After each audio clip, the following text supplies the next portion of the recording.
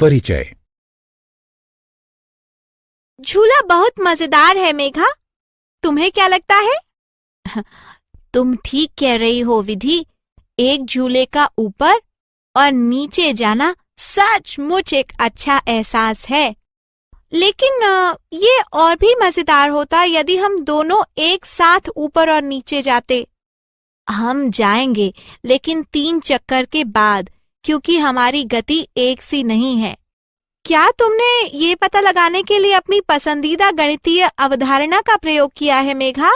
हाँ विधि, मैंने महत्तम समापवर्तक का प्रयोग किया है। बच्चों, इस पाठ में आप गुणनखंडों, गुणजों, महत्तम समापवर्तक, लघुत्तम समापवर्तक एवं विभाज्यता के नियम को समझेंगे। उद्देश्य। इस पाठ के अंत में आप निम्न करने में सक्षम हो जाएंगे।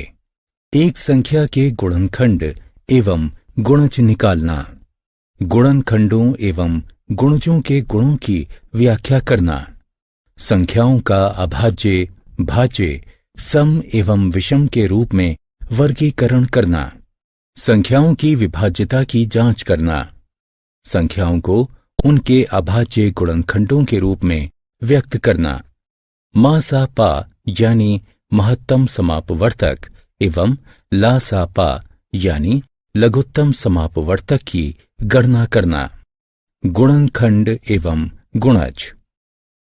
माली हीरालाल श्रीमती शर्मा के बगीचे में 8 गुलाब के पौधों की एक आयताकार पैटर्न बनाना चाहता है। वह प्रत्येक पंक्ति में गुलाब के पौधों की एक समान संख्या, एक या अधिक पंक्तियों में बोने की योजना बनाता है। आइए हर संभव पैटर्न को देखते हैं जिसमें हीरालाल आयताकार पैटर्न बना सकता है। हीरालाल एक एकल क्षैतिज पंक्ति में सभी 8 गुलाब के पौधों को लगा सकता है। बारी बारी से वह प्रत्येक पंक्ति में 4 गुलाब के पौधे रखकर उन्हें 2 क्षैतिज पंक्तियों में लगा सकता है। वह प्रत्येक पंक्ति में 2 गुलाब के पौधे रखकर उन्हें 4 क्षैतिज पंक्तियों में भी लगा सकता है। एक और व्यवस्थापन संभव है। वह प्रत्येक पंक्ति में 1 गुलाब का पौधा रखकर 8 पंक्तियां बना सकता है। इस प्रकार गुलाब के पौधों के 4 संभव व्यवस्थापन हैं। आइए इन पैटर्न को निम्न संख्या अनुसार व्यक्त करते हैं। बाईं तरफ की संख्याएं पंक्तियों को दर्शाती हैं एवं दाईं ओर की संख्याएं प्रत्येक पंक्ति में गुलाब के पौधों को दर्शाती हैं। संख्याएं 1, 2, 4 एवं 8 को पूर्णतया विभाजित करती हैं तथा कोई शेष नहीं बचता है, अतः वे 8 के गुणनखंड हैं। एक संख्या के गुणनखंड वे संख्याएं होती हैं जो उस संख्या को पूर्ण रूप से विभाजित करती हैं। आइए अब 8 और 12 के गुणनखंडों की सूची बनाते हैं। 1, 2, 4 और 8 के गुणनखंड हैं। 1, 2, 3, 4, 6 और 12 के गुणनखंड हैं। अब 8 और 12 के गुणनखंडों की तुलना करते हैं। आप क्या देखते हैं? 1, 2 और 4, 8 और 12 दोनों के गुणनखंड हैं, अतः 1, 2 और 4 8 और 12 के सार्वगुणनखंड हैं। आइए एक और संख्या 7 के गुणनखंड निकालते हैं। 1 और 7 के गुणनखंड हैं। 7 और 8 एवं 7 और गुणनखंडों और गुणजों के गुण।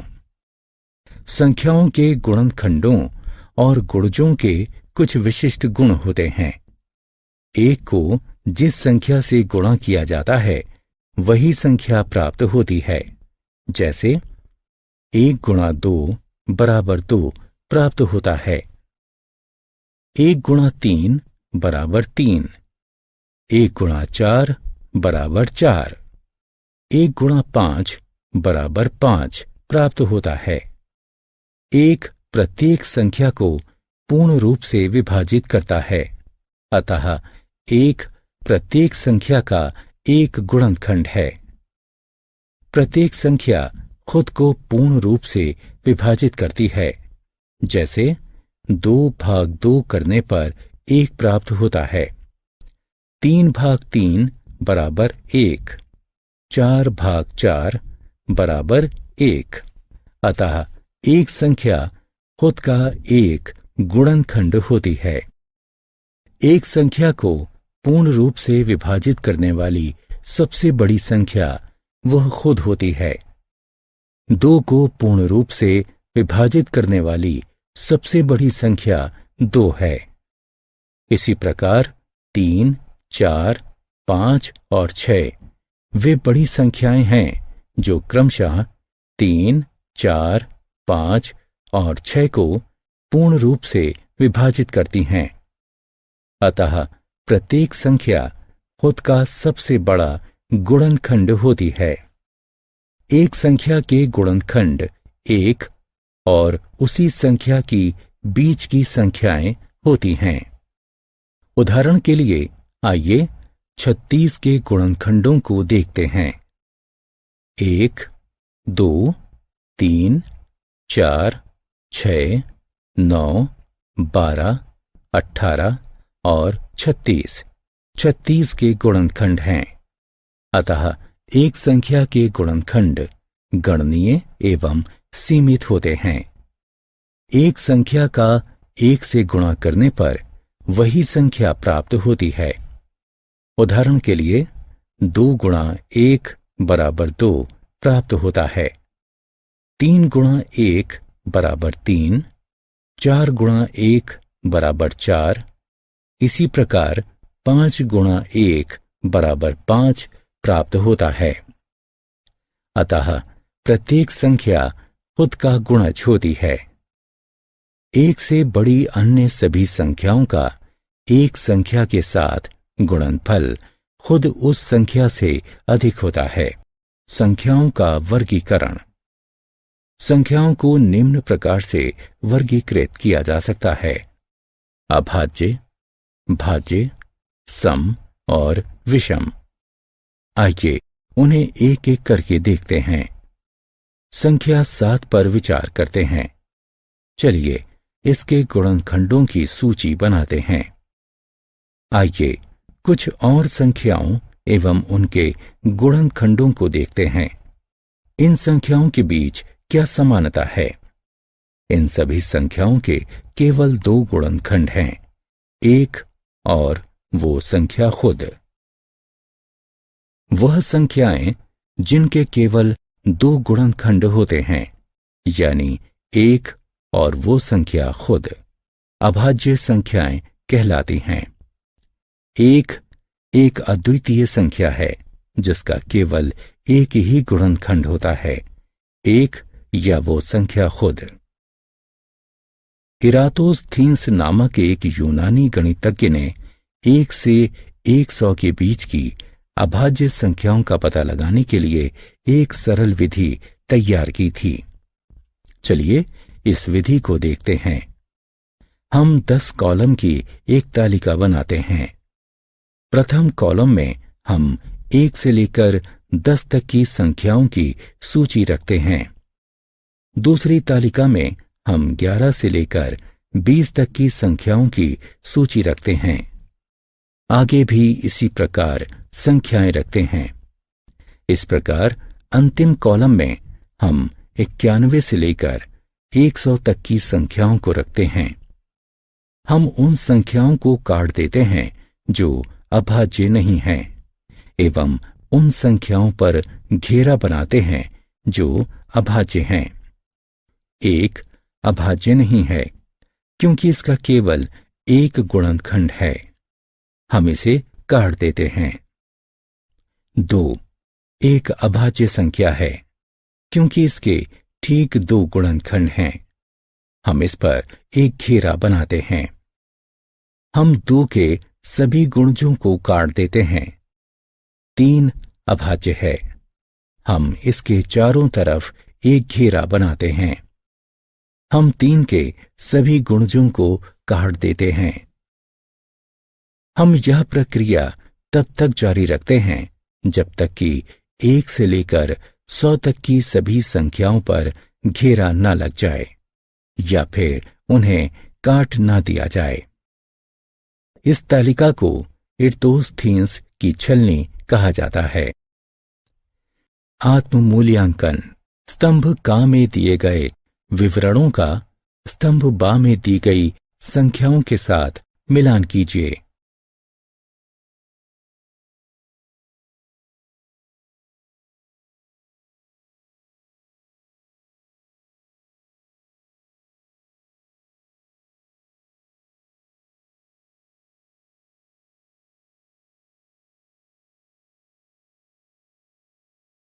विभाज्यता की जांच। एक संख्या दूसरी संख्या से पूर्णतया विभाज्य कही जाती है यदि विभाज्य संक्रिया से कोई शेष नहीं बचता। हालांकि वास्तविक विभाजन द्वारा विभाज्यता का निर्धारण करने में काफी समय लगता है। अतः 2, 3, 4, 5, 6, 8, 9, 10 और 11 द्वारा संख्याओं की विभाज्यता की जांच करने के लिए विभिन्न परीक्षणों को तैयार किया गया है। आइए एक एक करके उन्हें देखते हैं। कुछ संख्याओं पर विचार करते हैं। 40, 34, 78, 36, 32। आइए इन्हें 2 से विभाजित करते हैं। 2 इन सभी संख्याओं को पूर्ण रूप से विभाजित करता है एवं कोई शेष नहीं बचता है। आइए कुछ और संख्याओं पर विचार करते हैं। 51, 45, 37, 79, 33। चलिए इन्हें भी 2 से विभाजित करते हैं। 2 इन सभी संख्याओं को पूर्ण रूप से विभाजित नहीं करता है तथा सभी स्थितियों में एक शेष बचता है। इससे यह स्पष्ट है कि सभी सम संख्याएं यानी वे संख्याएं जो 2, 4, 6, 8 या 0 पर समाप्त होती हैं वे 2 से विभाज्य होती हैं। चलिए कुछ और संख्याओं पर विचार करते हैं। 27, 36, 45, 54, 63। आइए इन्हें 3 और 9 से विभाजित करते हैं।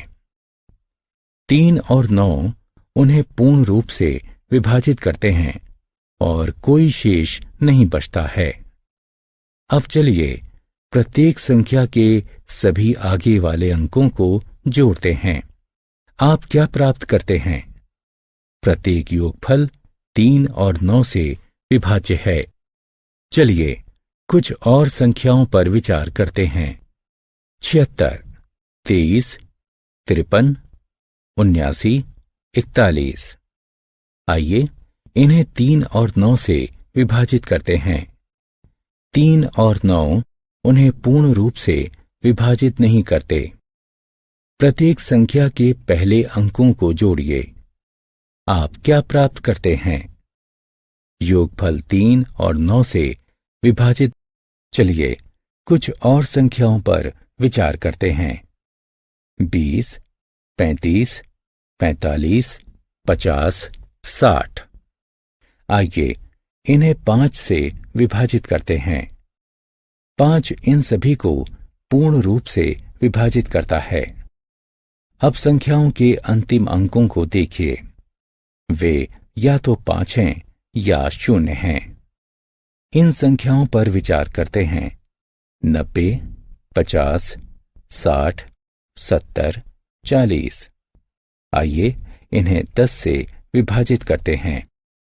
10 इन्हें पूर्ण रूप से विभाजित करता है। सभी संख्याएं जो 10 से विभाज्य हैं वे 0 पर समाप्त होती हैं। कुछ और संख्याओं पर विचार करते हैं। 46, 73, 89, 72, 51। ये संख्याएं ना तो 5 से विभाज्य हैं और न ही 10 से। इनमें से कोई भी 5 या 0 पर समाप्त नहीं होती है। अतः हम कह सकते हैं कि यदि एक संख्या के अंतिम अंक 5 हों या 0 हो तब वह संख्या 5 से विभाज्य होती है, और यदि एक संख्या का अंतिम अंक 0 है तब वह संख्या 10 से विभाजित होती है। चलिए अब कुछ और संख्याओं पर विचार किया जाए। 9383, 7986, 8382। दाएं से शुरू करते हुए विषम और सम स्थानों पर स्थित अंकों को अलग अलग जोड़िए। योगफलों के बीच का अंतर या तो 0 होगा या 11 होगा, जो कि दोनों 11 से विभाज्य हैं। कुछ और संख्याओं पर विचार करते हैं। 4231, 5466।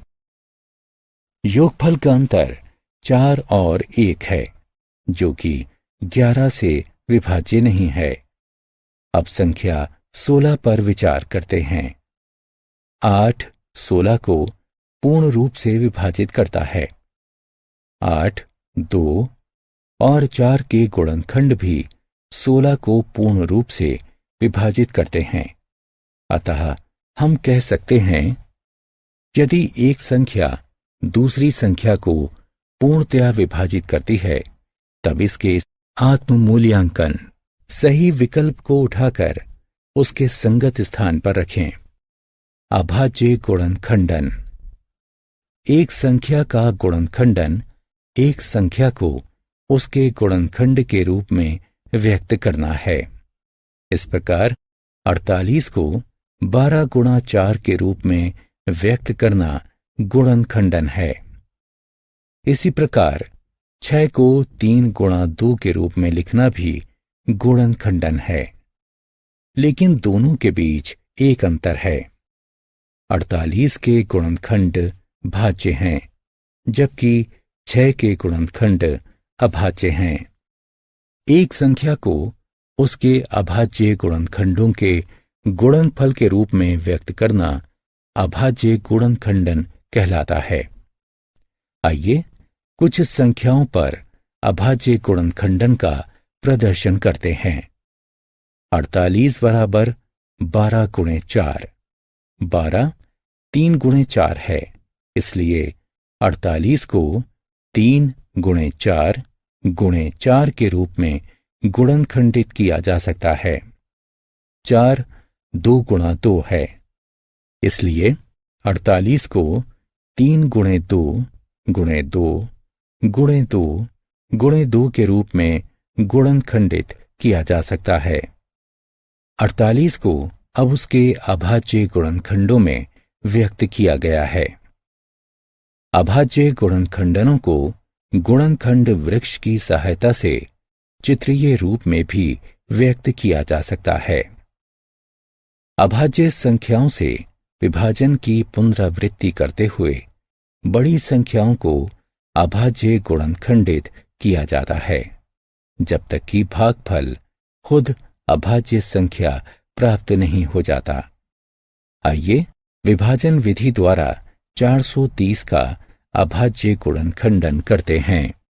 सर्वप्रथम हम 430 को अभाज्य गुणनखंड 2 से विभाजित करते हैं।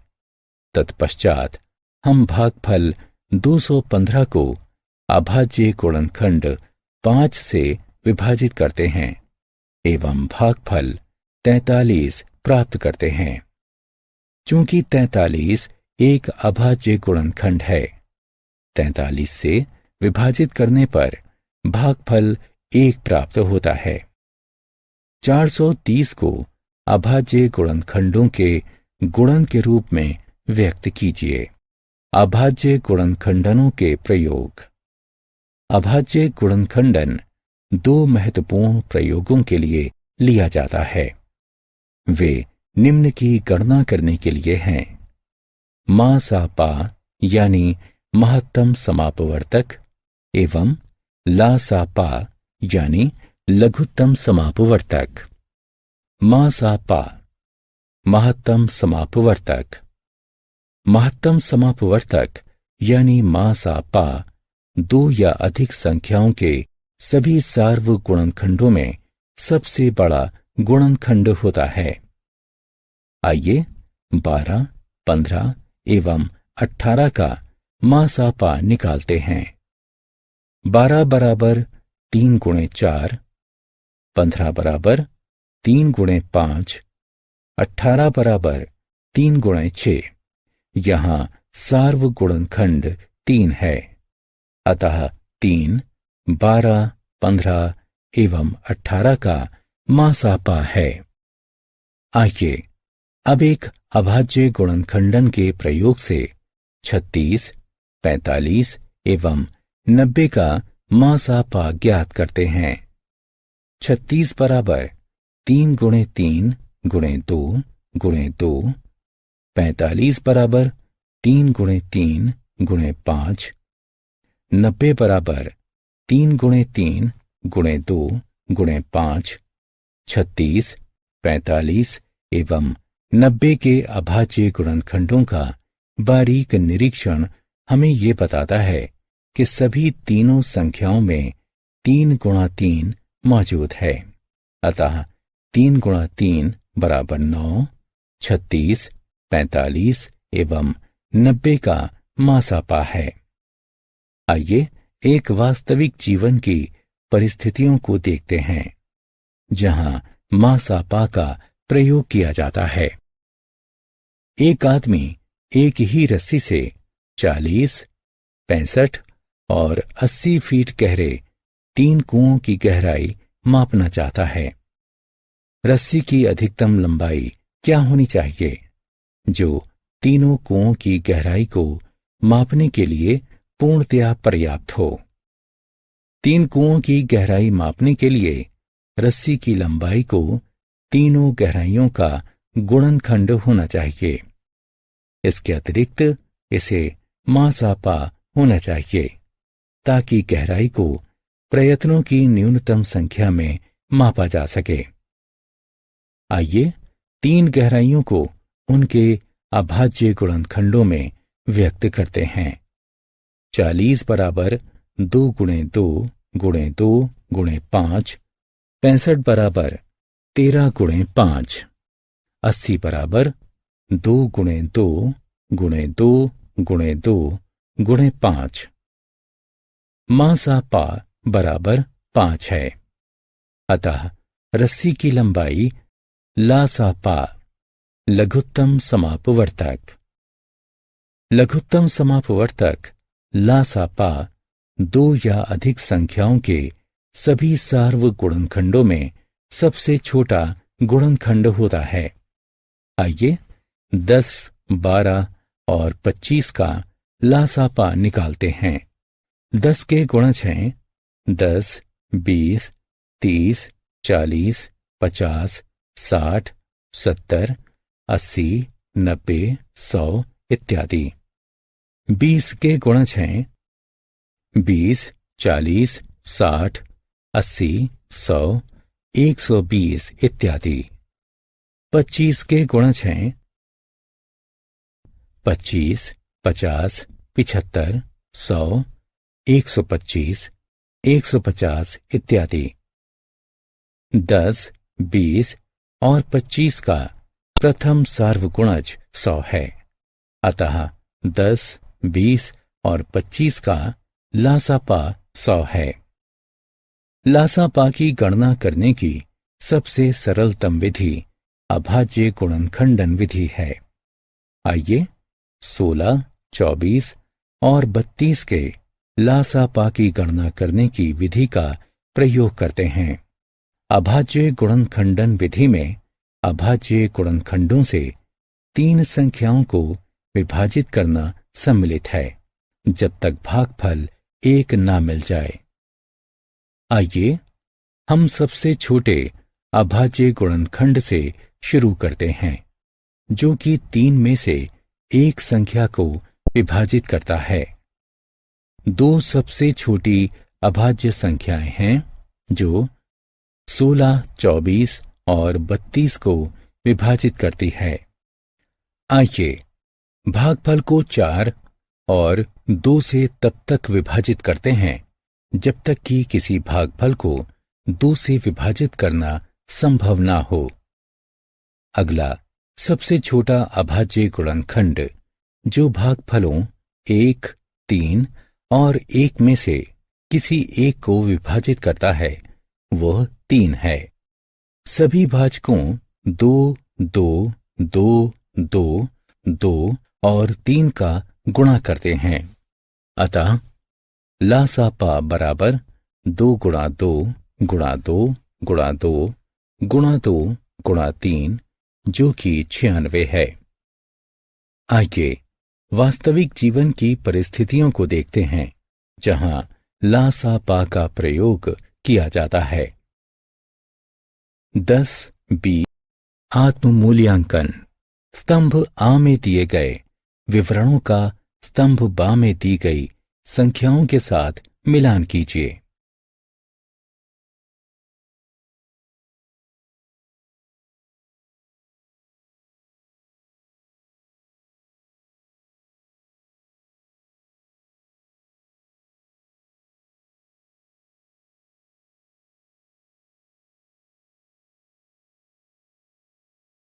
सारांश। आइए हमने जो कुछ सीखा है उसे संक्षेप में दोहराएं। एक संख्या का गुणनखंड उस संख्या को पूर्ण रूप से विभाजित करता है। सह अभाज्य गुणनखंडों का सार्वगुणनखंड 1 होता है। एक संख्या के गुणनखंड सीमित होते हैं। एक संख्या के गुणज एक संख्या के दूसरी संख्या के साथ गुणनफल होते हैं। एक संख्या के गुणज असीमित होते हैं। अभाज्य संख्याओं के केवल 2 गुणनखंड होते हैं। भाज्य संख्याओं के 2 से अधिक गुणनखंड होते हैं। एक ना तो भाज्य संख्या है और ना ही अभाज्य संख्या है। एक संख्या को उसके अभाज्य गुणनखंडों में व्यक्त करना उस संख्या का अभाज्य गुणनखंडन कहलाता है। महत्तम समापवर्तक मासापा 2 या 2 से अधिक संख्याओं के सभी सार्वगुणनखंडों में सबसे बड़ा होता है। लघुत्तम समापवर्तक लासापा 2 या 2 से अधिक संख्याओं के सभी सार्वगुणनखंडों में सबसे छोटा होता है।